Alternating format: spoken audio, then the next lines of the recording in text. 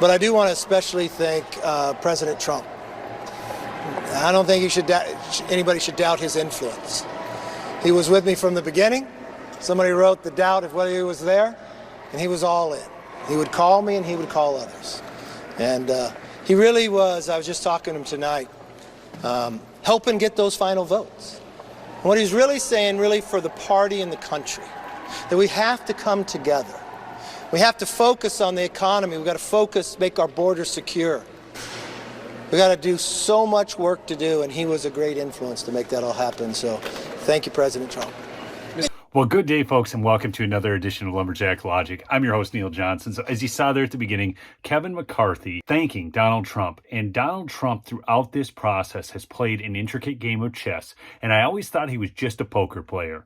But he moved pieces on the chessboard, and you're going to see that throughout this video to really come up with the best result. Because, you know, what would have happened if Trump hadn't gone with McCarthy and somebody else gotten in there? His political power is weakened. So instead, he works with McCarthy, has other people adopting this rules package, publicly comes out and says, hey, you know, you guys need to get behind McCarthy. Well, privately, he's probably talking with them, make sure you get those rules.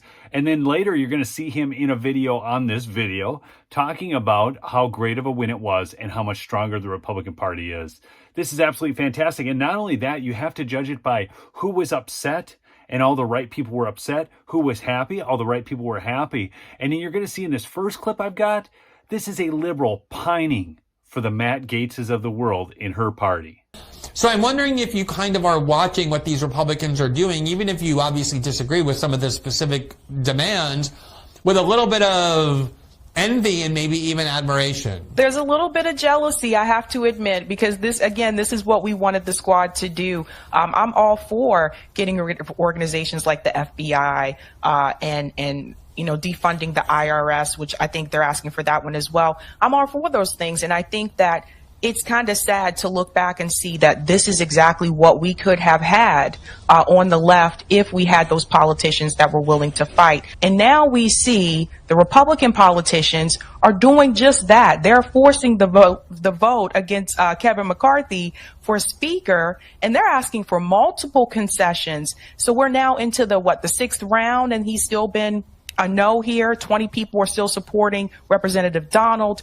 This is what we asked them to do. So it just goes to show you how spineless the progressives are. Wow, how spineless the progressives are. This is what they wanted their side to do, but they weren't able to do. Again, just huge shout out to the Matt Gaetzes, the Lauren Boeberts, the Chip Roys. In fact, let's watch a couple of these floor speeches and some of the drama that led up to this moment.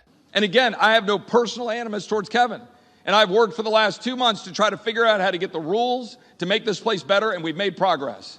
But we do not have the tools or the leadership yet to stop the swamp for rolling over the American people. But we were threatened by my committee chairman to be on the Armed Services Committee, Mr. Rogers, that if we did not vote for Mr. McCarthy, we would be removed from committees.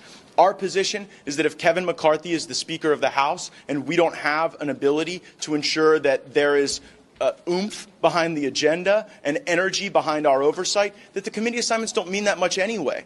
Kevin and others, Leader McCarthy and others, and made a lot of progress on a lot of those fronts.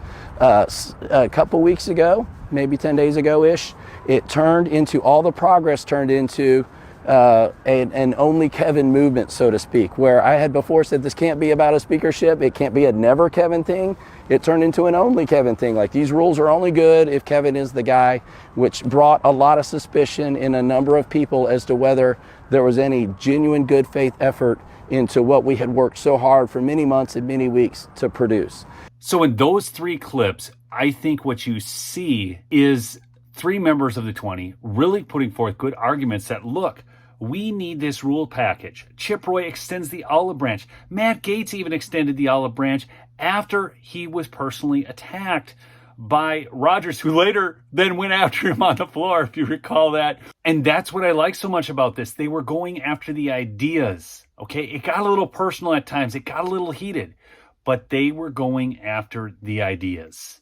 And one of the things that was so great about the vote taking some time is all the exposure it brought. So watch these next clips. We just can't allow that to happen. That's why those of us are saying, like, look, you pushed us into this corner, so now we're saying we won't vote for anyone but McCarthy. That's why we're saying it, because we cannot let the terrorists win. That's basically what's happening. If you pick Jim, just how insincere the insurrectionists are, I probably shouldn't use that word, the people that don't want to vote for Kevin McCarthy. They would disagree with that, right? Saboteur. Let me turn the tables, Congresswoman. Kevin McCarthy has 203 votes. Your side has 20. So if I'm going to use your words and your methodology and your math, isn't it time for you to pack it in and your side to pack it in, considering he has over 200 and you have 20? Sean, I understand the frustration. I promise you, but I'm not frustrated. You didn't answer my question. And we are. I think that's my favorite clip, actually. Sean Hannity losing it. And he really is. He is getting frustrated, even though he says he's not. And he's just like telling her he's got to throw in the towel and it's got to be over. But they continue to stand strong. And this is why we eventually get these concessions. Now, Trump had obviously called Boebert. He had talked to numerous people. In fact, we see a picture of him here calling Marjorie Taylor Greene on the floor as he's trying to sway another vote. So Trump is involved in this process throughout, and then he makes this statement. So last night, I want to give credit to Matt Gaetz and all of the people that we dealt with. All of the people. I mean, they're great. Mary Miller, so great. So many in Norman, South Carolina, so great. And they were just fed up. I mean, they were fed up. And I think that they've done a tremendous service. I actually put something out that I believe the Republican Party, had it just gone like normally, you know, where you go in, you have one shot, they approve somebody, and that's the end of it. I believe the Republican Party is much stronger now and much more unified because of what took place. Yeah, because of what took place. So Trump was monitoring this whole process, talking to Boebert, talking to Gaetz, talking to Marjorie Taylor Greene, talking to Kevin McCarthy. He was moving pieces on a chessboard. And I'm so impressed because, look, if there's one thing that we've always liked about Trump, it's how non-political he is. But in a situation like this, he has to turn on political gamesmanship. And it's amazing. And as a result of it, it now gives us this. Now, speaking of committees, we will hold the swamp accountable. From the withdrawal of Afghanistan to the origins of COVID and to the weaponization of the FBI.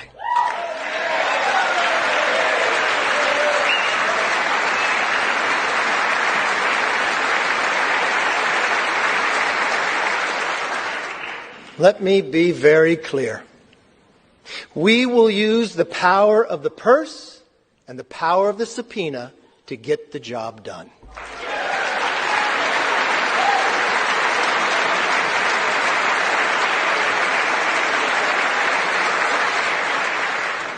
This is something we should all agree upon. It may be something that they should all agree upon, but they obviously don't. You saw how upset the Democrats were in the crowd. But Kevin McCarthy has just laid out all the key points that we are after. But I do want to bring up one other point, and maybe he's talking about the weaponization of the FBI here. But this video is going to show you Ashley Babbitt's mom getting arrested for jaywalking because she went to memorialize her daughter. So we want to get into the origins of J6.